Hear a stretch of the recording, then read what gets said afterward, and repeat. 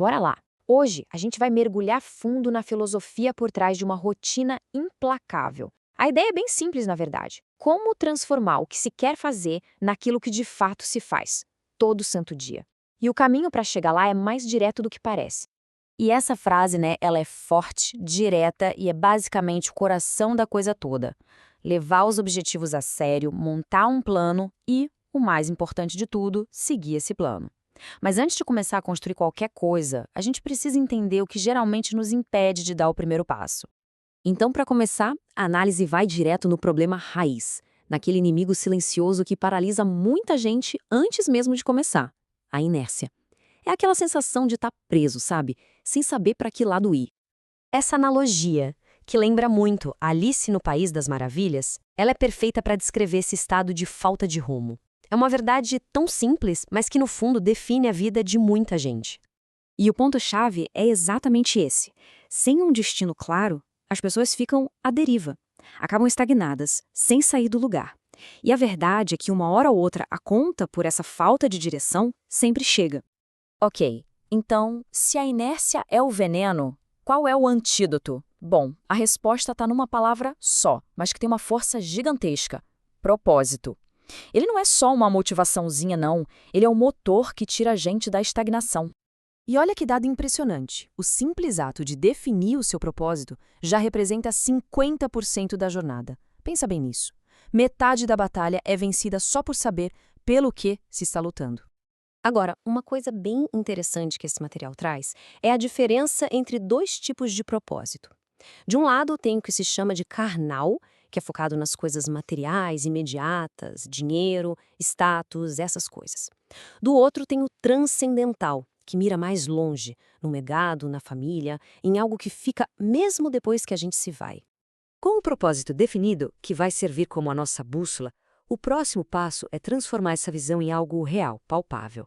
E para isso, existe um framework bem prático, um mapa de 3 passos.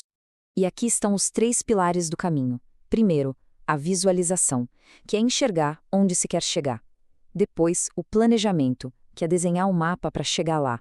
E, por fim, a execução, que é, bem, botar o pé na estrada e fazer acontecer. O primeiro passo, visualização, tem a ver com programar a mente para o sucesso. É como se o cérebro fosse um software. A ideia é criar uma imagem tão nítida do resultado que se quer que o cérebro passa a entender aquilo como um destino certo. Logo depois vem o planejamento. É nessa hora que a gente tira a visão da cabeça e bota ela no mundo real, no papel. É o momento de agendar as ações, preparar o que for preciso e já pensar nos possíveis obstáculos no caminho. E, finalmente, a execução. A hora de agir. É o passo que parece simples, mas que é o mais difícil de todos. É aqui que o comprometimento de verdade é testado para valer. É onde o jogo é jogado. Mas, vamos ser sinceros, visualizar, planejar e até começar, essa é a parte, digamos, mais fácil. O verdadeiro teste de uma rotina implacável começa mesmo é quando aquele entusiasmo do início vai embora. E olha só que dado forte! A motivação inicial, aquela empolgação toda, isso é só 1% do processo. Os outros 99% são construídos no campo de batalha do dia a dia. É exatamente aí que acontece o que chamam de queda de dopamina. Sabe quando a empolgação inicial some? O trabalho fica pesado, o desconforto aparece? Pois é aí que o verdadeiro desafio começa. Essa fase difícil tem até um nome: sobrevivência do não precedente ao sucesso. É um nome complicado, eu sei, mas a ideia por trás é simples. É o período de provação. E o segredo não é tentar evitar essa fase, mas sim atravessá-la. É nessa travessia que a força de verdade é construída.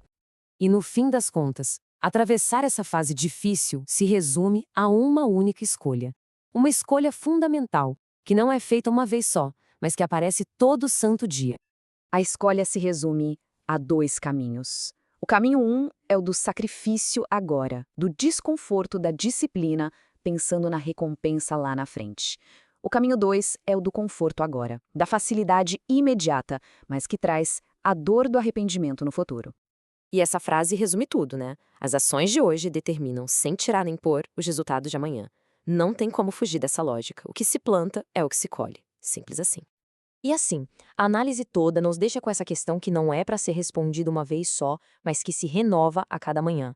Sacrificar-se agora para colher os frutos depois, ou buscar o conforto imediato e pagar o preço lá na frente. A escolha se repete a cada novo dia.